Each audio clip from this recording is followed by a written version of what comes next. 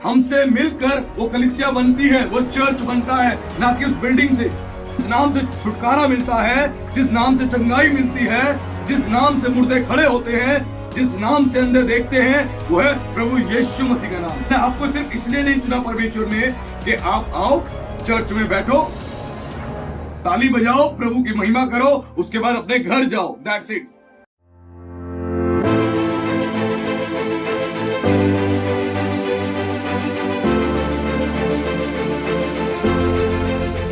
आप सभी को जय मसीह की।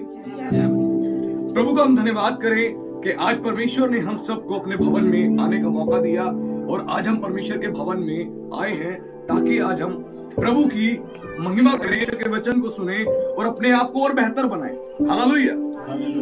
जैसे दुनिया में हम पैदा होते हैं और धीरे धीरे जब हम बड़े होते हैं तो हमारे पेरेंट्स हमें स्कूल में डाल देते हैं, स्कूल में भेज देते हैं। हम भी अपने बच्चों को, जब हमारे बच्चे थोड़े से बड़े हो जाते हैं, हम स्कूल में डालते हैं। किस लिए? ताकि बच्चा एजुकेशन प्राप्त करे।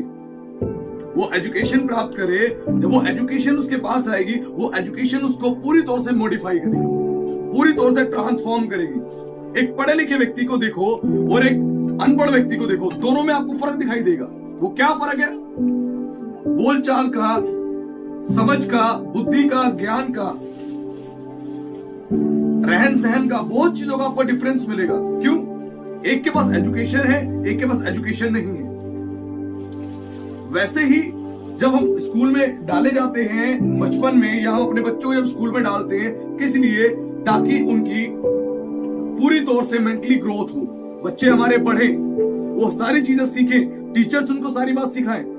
वैसे ही परमेश्वर चाहता है, जब हम परमेश्वर को जानते हैं, प्रभु यीशु मसीह को जानते हैं, तो परमेश्वर हमें एक चर्च में लाके, कलीसिया में लाके नियुक्त करते हैं ताकि वहां पर हमारी क्या हो? स्पिरिचुअल ग्रोथ हो, स्पिरिचुअली हमारी नॉलेज, स्पिरिचुअली हमारा विजडम, स्पिरिचुअली हमारी सेंस, स्पिरिचुअल हमारी बॉडी और ज्यादा स्ट्रॉन्ग बने, और ज्यादा बेहतर बने।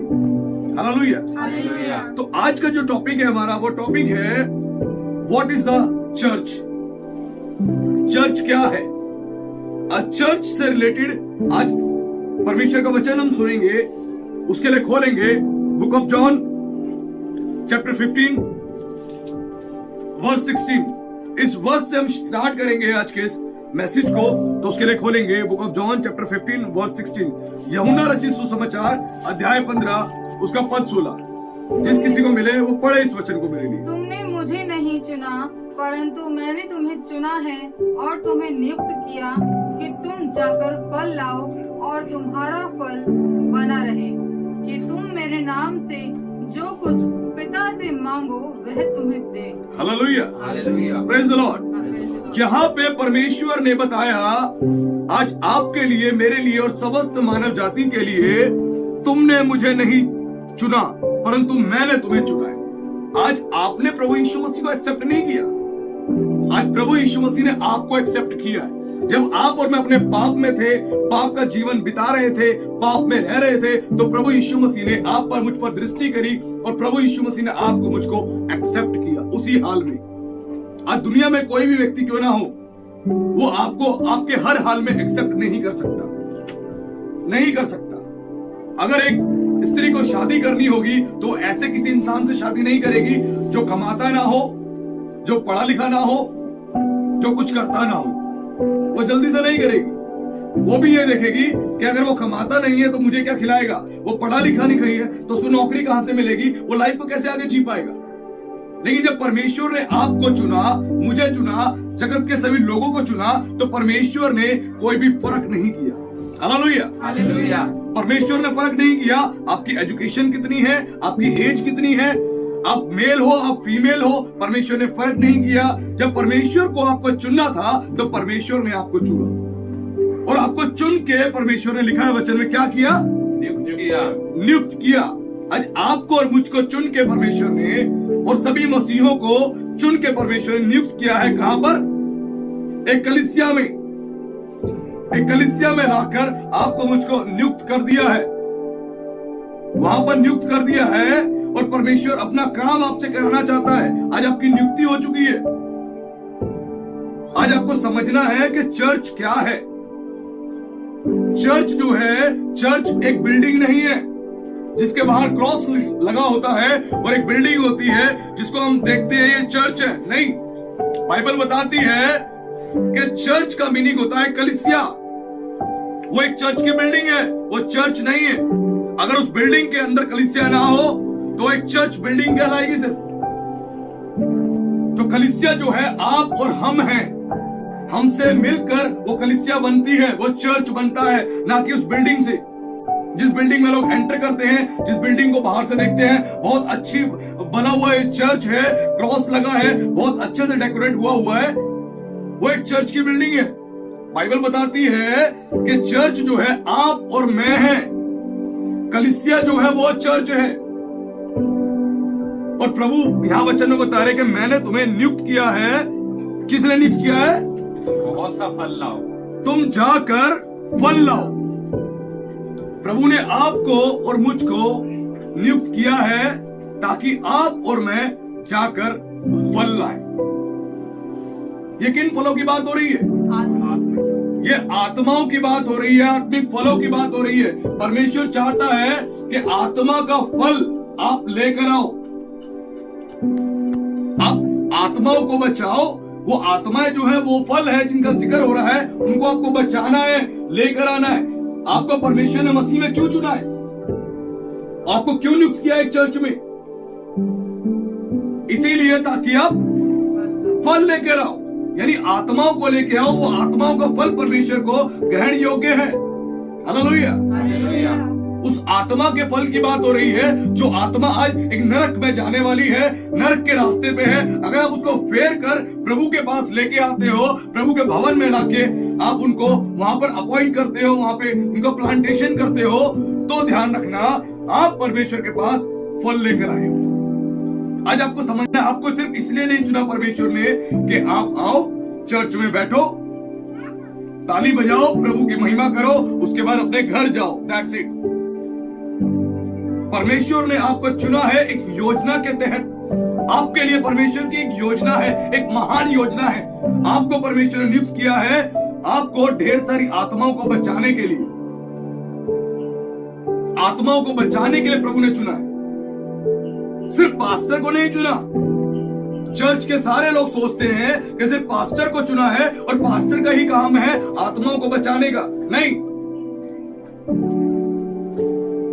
जिनको भी परमेश्वर ने चुना है और जो मसीह में है, जिनको चुन के परमेश्वर ने नियुक्त किया है, आपको अपनी अपनी कलीसियाओं में परमेश्वर ने नियुक्त किया है। परमेश्वर चाहता है हर एक मिनिस्ट्री आत्माओं को बचाए, ढेर सारी आत्माएं बचाई जाए और परमेश्वर के राज्य में प्रवेश करे, उस नरक में जाने से बच जाए। तो यहां समझना है, आपने प्रभु को नहीं चुना, प्रभु को एक्सेप्ट नहीं किया। प्रभु यीशु मसीह ने आपको एक्सेप्ट किया। आपके हर हाल में, आप बुरे थे, आप पापी थे, आप अंधकार में जीवन जी रहे थे, तो भी परमेश्वर ने आपको चुना। यह परमेश्वर का लव है, वो उसका प्रेम है, जिसने आपको छोड़ा नहीं, आपको एक्सेप्ट किया, आपको स्वीकार किया। आप चाहे छोटी जाति के हैं, निचली जाति के हैं, परमेश्वर ने आपको छोड़ा नहीं, परमेश्वर ने आपको एक्सेप्ट किया।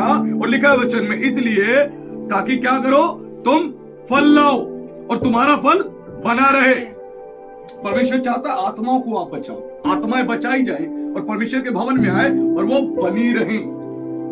आपकी ड्यूटी सिर्फ यहां तक नहीं है कि आत्मा लेकर आए चर्च में, दैट्स इट, अब मेरी ड्यूटी खत्म, अब पास्टर की ड्यूटी स्टार्ट।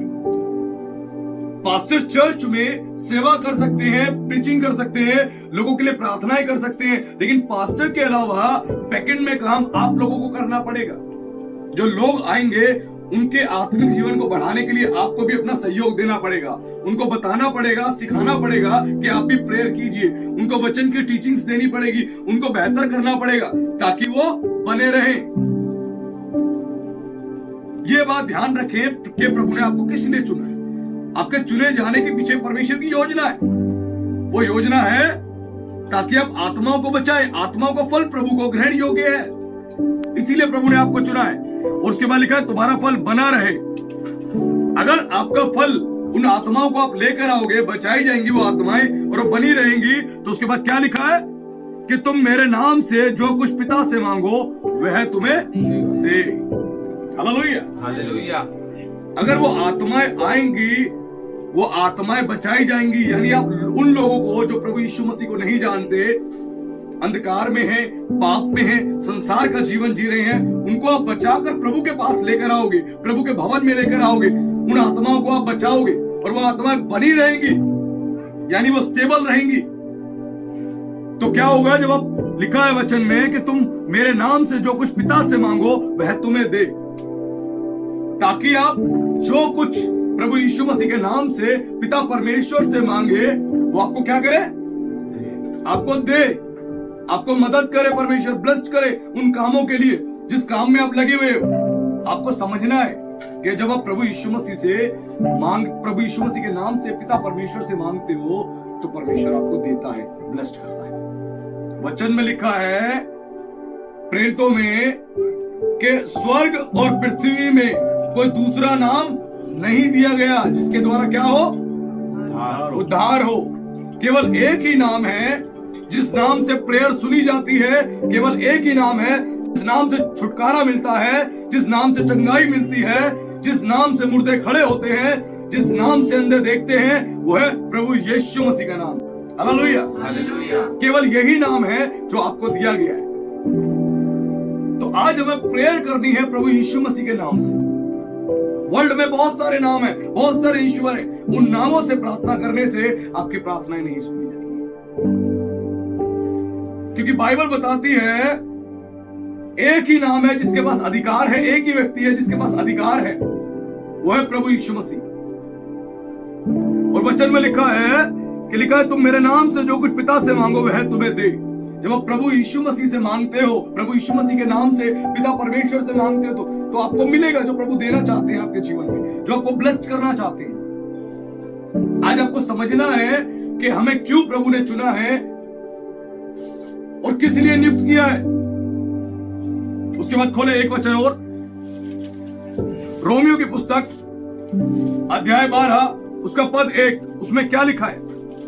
इसलिए हे भाइयों, मैं तुमसे परमेश्वर की दया स्मरण दिलाकर विनती करता हूँ कि अपने शरीरों को जीवित और पवित्र और परमेश्वर को भावता हुआ बलिदान करके चढ़ाओ, यही तुम्हारी आत्मिक सेवा है। हालेलुया। अब आपको समझना है कि आपकी सेवा क्या है।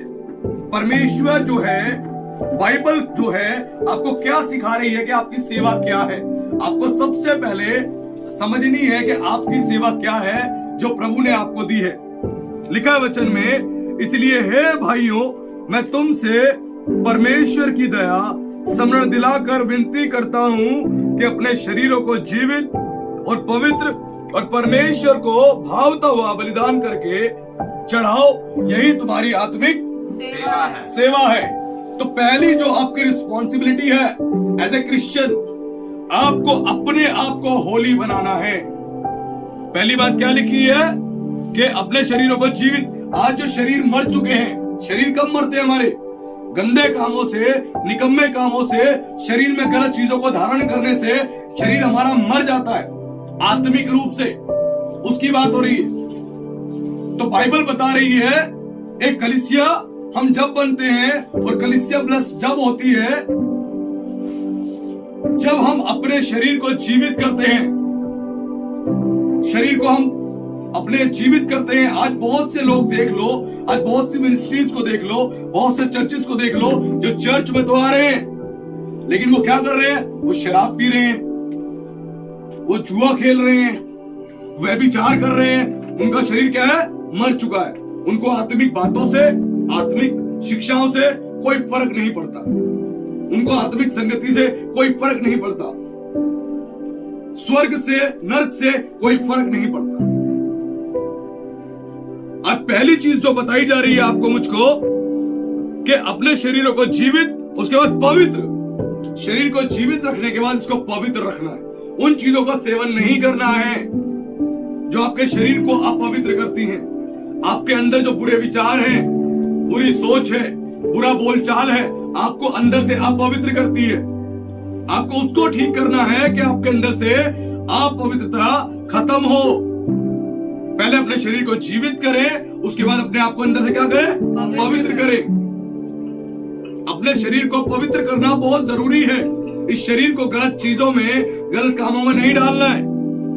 उसके बाद लिखा है, और परमेश्वर को भावता हुआ बलिदान करके चढ़ाओ, यह तुम्हारी आत्मिक सेवा है।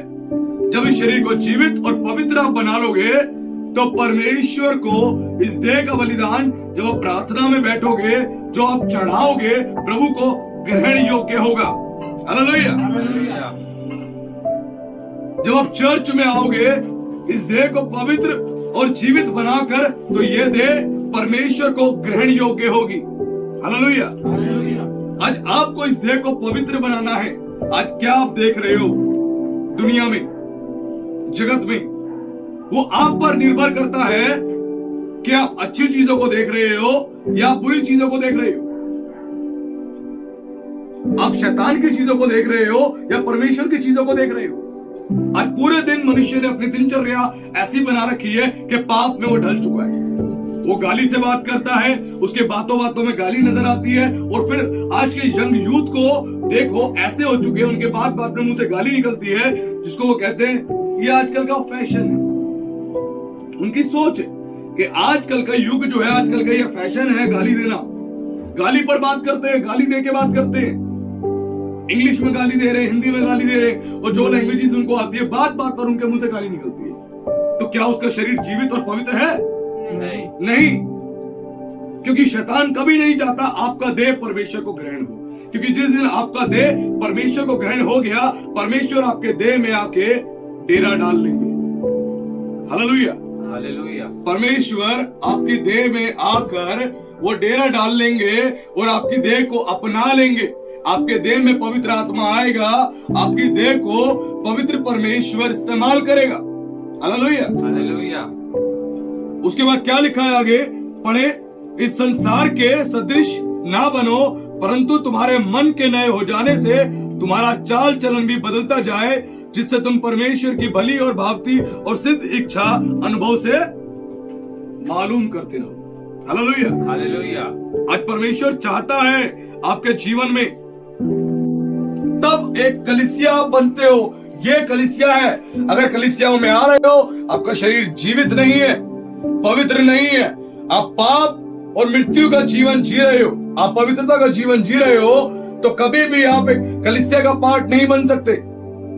क्योंकि जो कलीसिया है वो मसीह की देह है और सब मिलकर मसीह की देह के अंग हैं।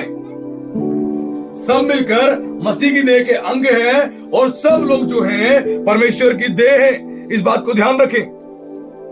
लिखा है आगे वचन में इसी में, इसीलिए संसार के सदृश्य ना बनो। आपको और मुझको इस संसार के सदृश्य नहीं बनना। आज संसार में क्या हो रहा है? संसार में कोई भी पवित्र नहीं है, वो पवित्र जीवन जीने की इच्छा नहीं रखता है।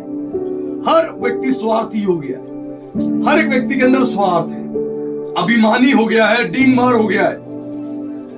हर एक व्यक्ति जो है अपने जीवन को खराब कर चुका है। इसलिए बाइबल का परमेश्वर बता रहा है कि संसार के सदृश्य ना बनो, तुम एक कलीसिया हो, तुम मसीह की देह हो। संसार के सदृश्य नहीं बनना है आपको संसार के गंदे कामों को नहीं करना है। आज संसार में प्रत्येक व्यक्ति गंदे कामों में उलझा हुआ है, गंदे कामों में व्यस्त है।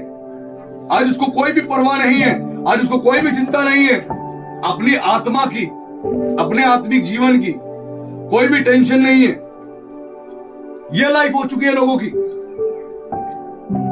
इसीलिए क्या लिखा, संसार के सदृश्य ना बनो, परंतु तुम्हारे मन के नए हो जाने से तुम्हारा चाल चलन भी बदलता जाए। जब हम मसीह में आ जाते हो, मसीह की शिक्षाओं को सुनते हो, आपका मन बदल जाता है, चेंज हो जाता है। तो प्रभु कह रहे हैं जब तुम्हारा मन बदल गया है, तुम्हारे मन के अंदर की तमाम जो संसार की बातें जो हैं वो खत्म हो चुकी हैं, तुमने आत्मिक बातों को ग्रहण कर लिया है, तुम्हारा मन चेंज हो चुका है, तो तुम्हें संसार के सदृश्य नहीं बनना है। तुम्हारा चाल चलन भी क्या हो, बदलता जाए। परमेश्वर चाहता है कि आपका चाल चलन भी बदलता जाए। आपको अपने बोल चाल को बेहतर बनाना पड़ेगा परमेश्वर के वचन के अनुसार।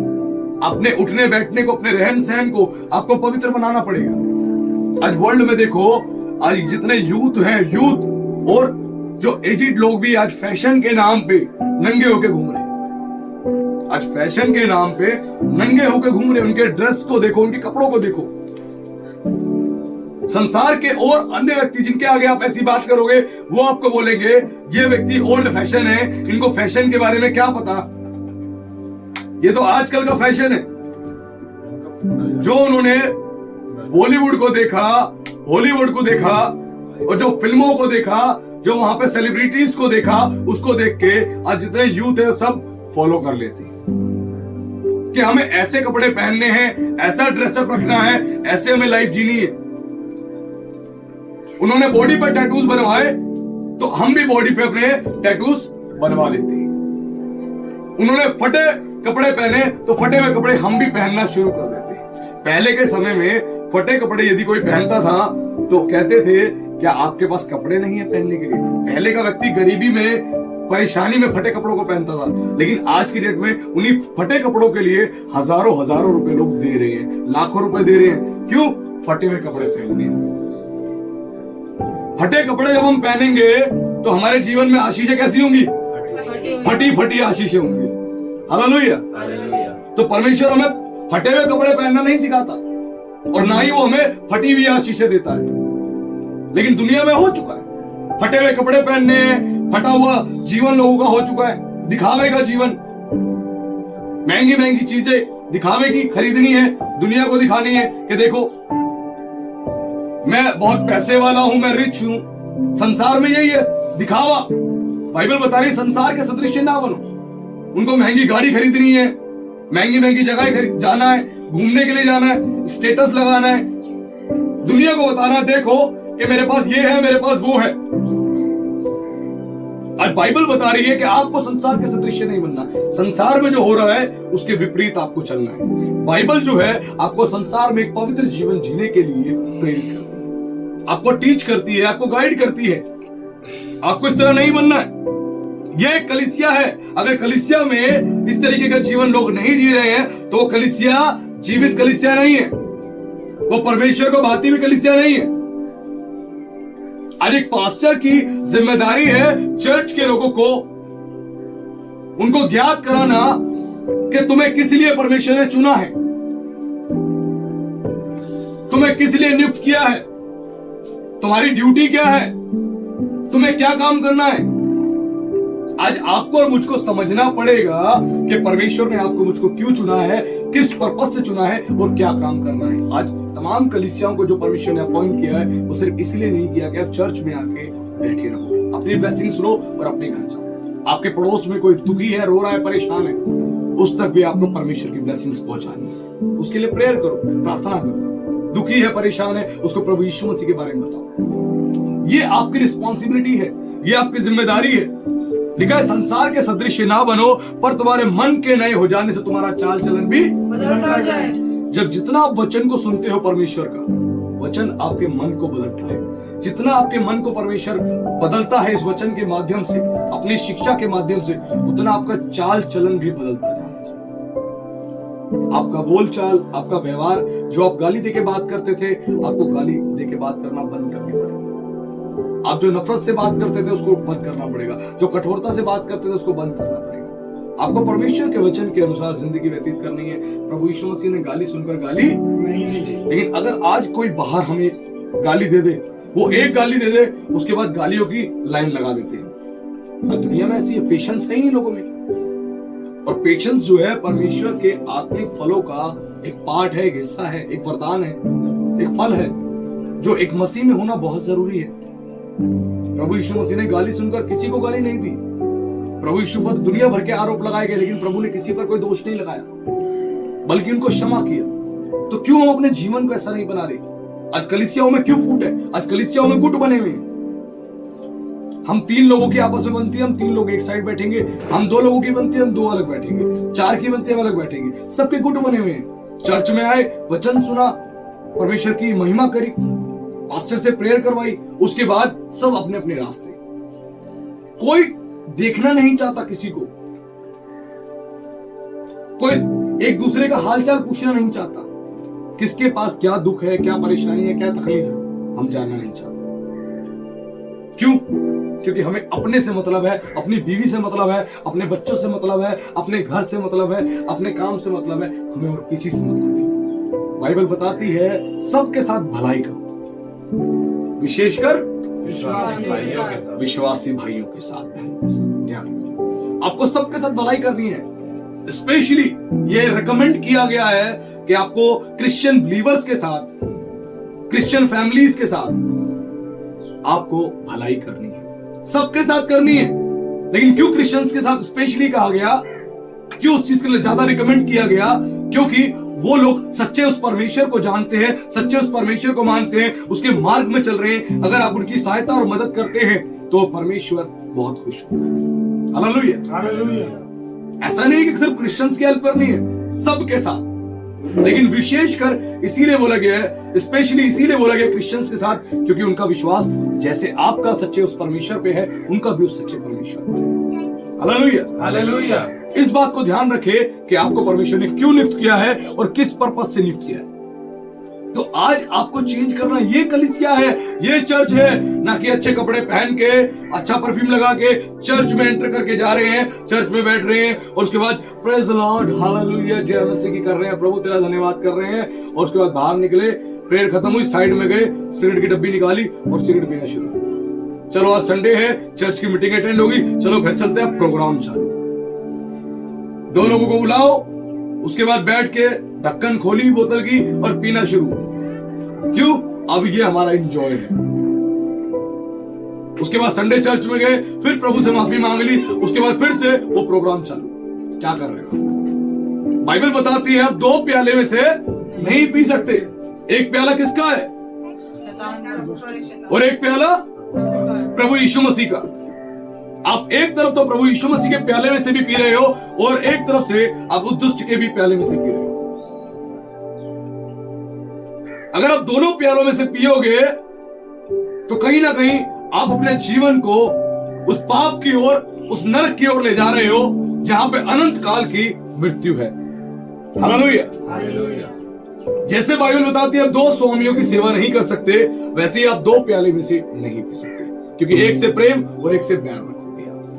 आज आपको समझना है कि हम किस प्रकार का चर्च है, किस प्रकार की कलीसिया है।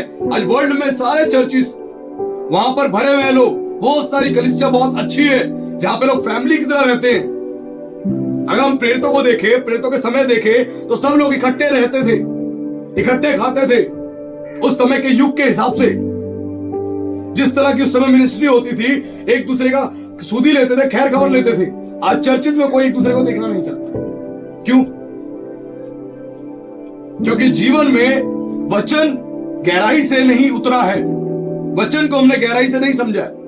आज हम मुंह फुला के बैठे रहते हैं। बाइबल में लिखा है, यदि तू अपने मन में किसी के लिए विरोध रखकर बैठा है, गुस्सा रख कर बैठा है, नफरत रख के बैठा है, तो पहले उसको क्षमा कर, ताकि जब तू आए और तू प्रार्थना करे तो तेरी प्रार्थना ग्रहण हो, तेरी भेंट ग्रहण हो।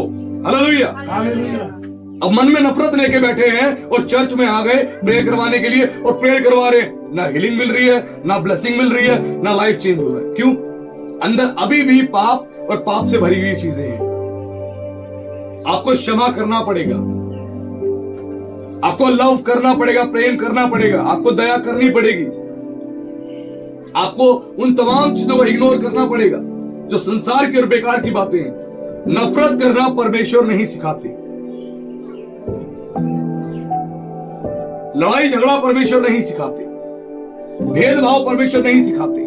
वो प्रेम करना सिखाते हैं, दया करना सिखाते हैं। जब तक आप इस तरीके से अपने लाइफ को नहीं जियोगे, आप एक अच्छा चर्च नहीं बन सकते। एक अच्छा चर्च जब हम बनेंगे, जब हम मिलकर परमेश्वर की महिमा करेंगे, एक मन एक चित्त होकर हम परमेश्वर के राज्य को बढ़ाने के लिए काम करेंगे, चर्च की तमाम रिक्वायरमेंट्स को, चर्च की तमाम जरूरतों को हम समझेंगे और हम मिलकर उस काम को करेंगे, तभी हम ब्लेस्ड होंगे। ये एक सच्चा चर्च है, ना कि बहुत बड़ी बिल्डिंग और वहां पर हम जा रहे हैं तो उसको हम कह रहे हैं चर्च। नहीं, हम मसीह की देह हैं। वैसे ही चर्च में पास्टर विश्वासी से नहीं कह सकता कि मुझे तुम्हारी जरूरत नहीं है, और विश्वासी पास्टर से नहीं कह सकता मुझे तुम्हारी जरूरत नहीं है। विश्वासी किसी यूथ लीडर से नहीं कह सकता मुझे तुम्हारी जरूरत नहीं है। यूथ लीडर टीम लीडर से नहीं कह सकता मुझे तुम्हारी जरूरत नहीं है। यूथ लीडर टीम लीडर से यह नहीं कह सकता तुम्हारा पद मुझसे बड़ा है। और यूथ लीडर यह नहीं कह सकता कि तुम्हारा पद मुझसे छोटा है। जैसी देह में हमारे सारे अंग हैं, सभी अंगों के अलग अलग कार्य हैं, लेकिन रिक्वायरमेंट सारे अंगों की है। वैसे चर्च में सबकी रिक्वायरमेंट्स है, कोई बड़ा कोई छोटा नहीं है। परमेश्वर ने सेवक को, भविष्यवक्ताओं को, प्रेरितों को, चर्च में अन्य काम करने वालों को, सबको नियुक्त किया है रिक्वायरमेंट्स के हिसाब से। तो कोई अपने आप को छोटा, कोई अपने आप को बड़ा ना समझे। और चर्च का हेड कौन है? प्रभु यीशु मसीह। ना कोई पास्टर, ना कोई बिशप, ना कोई डिकन। चर्च का जो हेड है वो मसीह है। ध्यान रखना, हम उसी मसीह की देह के अंग है। हम सबका कुछ ना कुछ काम है, किसी का छोटे लेवल पे, किसी का बड़े लेवल पे। हो सकता है चर्च में आपको कोई काम मिला है चप्पल जूते उठा के एक साइड रखने का, तो आप ये सोचोगे छोटा सा काम मिला हुआ है। किसी का काम हो चर्च में कुर्सी लगाने का, दरी बिछाने का। किसी का काम होगा चर्च में खाना बनाने का। किसी का काम होगा चर्च में जिनके लिए प्रार्थना करवा रहे हैं उनको पीछे पकड़ने का, गिर ना जाए। तो सबको जो जॉब्स मिली है, जो भी आप काम कर रहे हो, कभी ये ना सोचे कि मेरा काम छोटा है, उसका काम बड़ा है, इसको मौका मिल गया और मुझे मौका नहीं मिला। सबको मौका मिला हुआ है, सेवा सबको मिली हुई है। आपको अपनी सेवा को समझना है कि आपकी सेवा क्या है। जरूरी नहीं है आप सब पास्टर बनोगे, सब पास्टर नहीं बन सकते। अगर सारे पास्टर बन जाएंगे, चर्च के और काम कौन करेगा? परमेश्वर किसी को पास्टर के रूप में इस्तेमाल करेंगे, किसी को बुद्धि की बातें कहने के रूप में इस्तेमाल करेंगे, किसी को ज्ञान की बातें कहने के रूप में इस्तेमाल करेंगे, किसी को परमेश्वर चर्च में भविष्यवक्ता के रूप में इस्तेमाल करेंगे, किसी को परमेश्वर चंगा करने वाले के रूप में इस्तेमाल करेंगे। सबकी नियुक्ति है, सबको परमेश्वर ने अपॉइंट किया है। सब मसीह की देह के पार्ट हैं, मसीह की देह के अंग है। आज आपको समझना है कि आपकी जिम्मेदारी क्या है। अगर जिस दिन आप इस जिम्मेदारी को समझोगे और एक देह बनकर काम करोगे तो आप कलीसिया कहलाओगे, वरना नहीं। अगर पास्टर बोले कि मैं ही सब कुछ हूं, मेरे द्वारा ही सब कुछ होता है, मैं ही सब कुछ हूं, बाकी तुम सब कुछ नहीं हो, तो ध्यान रखना वो कहीं ना कहीं अपने आप को गिराने की तैयारी कर चुका है उसे, और वो गिरेगा एक दिन। बाइबल बताती है कि लगाने वाला कोई और, सींचने वाला कोई और, बढ़ाने वाला अर्थात परमेश्वर। चाहे पौलुस ने लगाया है या पौलुस ने सींचा है, लेकिन बढ़ाने वाला परमेश्वर है। ऐसी चर्च में हो सकता है आपको किसी ने अपॉइंट किया हो, पास्टर आपको टीच कर रहा हो, प्रीच कर रहा हो, वो सींच रहा है, लेकिन बढ़ाएगा आपको कौन? परमेश्वर। वही बढ़ाएगा आपको, पास्टर नहीं बढ़ा सकता। पास्टर को किसी से प्यार नहीं और किसी से नफरत नहीं है। एक सेवक की नजर में चर्च के सभी लोग इक्वल हैं उसके लिए। परमेश्वर बढ़ाता है और बढ़ाने का समय भी परमेश्वर की ओर से नियुक्त है। आपको सिर्फ अपना समर्पण देना है, इस बात को ध्यान रखो। ये एक चर्च है, ये उस चर्च का मीनिंग है जो हमें समझना है। हम एक देश जब भी बन सकते हैं जब हम लोग एक दूसरे से बैर करना छोड़ दें, अंगों से लड़ाई करना छोड़ दें। जैसे अंग आपस में लड़ाई नहीं करते, वैसे हम एक दूसरे से लड़ाई नहीं करते। अगर शरीर में एक अंग को चोट पहुंचती है तो पूरा शरीर पीड़ा, पूरा शरीर दर्द को झेलता है, ध्यान रखना। वैसे ही अगर चर्च में एक व्यक्ति को कोई तकलीफ और मुसीबत है तो पूरे चर्च को वो दर्द महसूस करना चाहिए, पूरे चर्च को मिलकर उसकी हेल्प करनी चाहिए। ये एक सच्ची मसीहत है, ये एक सच्चा कलीसिया है जिसके लिए परमेश्वर ने आपको मुझको एक चर्च में अपॉइंट किया। आज आपका मेरा काम है लोगों तक सुसमाचार पहुंचाना, लोगों को प्रभु के पास लाना और एक कलीसिया को डेवलप करना, उस चर्च के लिए काम करना, चर्च को बढ़ाने के लिए काम करना। इस बात को ध्यान रखना। तो आज की जो टीचिंग थी, आज की जो शिक्षा थी, वो इसी बात के ऊपर थी। अगर हम इस प्रकार का जीवन जीते हैं तो हम एक सच्ची कलीसिया, एक सच्ची देह बन सकते हैं। हमें नफरत नहीं करनी है, हमें जेलसी नहीं करनी है। अगर कोई बढ़ रहा है तो उसको देख के हमें खुश होना है, हमें प्रभु का धन्यवाद करना है, प्रभु से और उसके लिए प्रार्थना करनी है, ना कि ये कि वो बढ़ रहा है और मैं क्यों नहीं बढ़ रहा, उससे जेलसी करना शुरू कर दे, नफरत करना शुरू कर दे। कभी हमें ऐसा नहीं बनना। ध्यान रखना, हमें सबसे प्रेम करना है। तो आज की शिक्षा, ये एक सच्ची कलीसिया है, ये एक चर्च है, ये एक चर्च का मीनिंग है, ना कि एक बिल्डिंग। बिल्डिंग आज वो है, कल टूट जाएगी। स्वर्ग में वो बिल्डिंग नहीं जाएगी, स्वर्ग में वो कलीसिया जाएगी, जो कलीसिया आप और हम हैं। ध्यान रखना। हम मसीह लोग स्वर्ग में जाएंगे यदि अपने जीवन को तैयार करेंगे, अपने जीवन को रेडी करेंगे। बेहतर है कि हम अपने आप को आज मसीह की शिक्षा में अपने आप को ढाल लें, बेहतर बना लें, क्योंकि आज दुनिया में जो हो रहा है वो अंत के समय की चेतावनियां हैं और प्रभु यीशु मसीह जल्द आने वाले हैं। उससे पहले आपको और मुझको अपने जीवन को रेडी करना बहुत जरूरी है। ध्यान रखना, तभी हम आशीष देंगे। तो प्रभु का धन्यवाद आज की इस शिक्षा के लिए। प्रभु आप सभी को इस वचन के द्वारा आशीष दें। सभी को जय मसीह।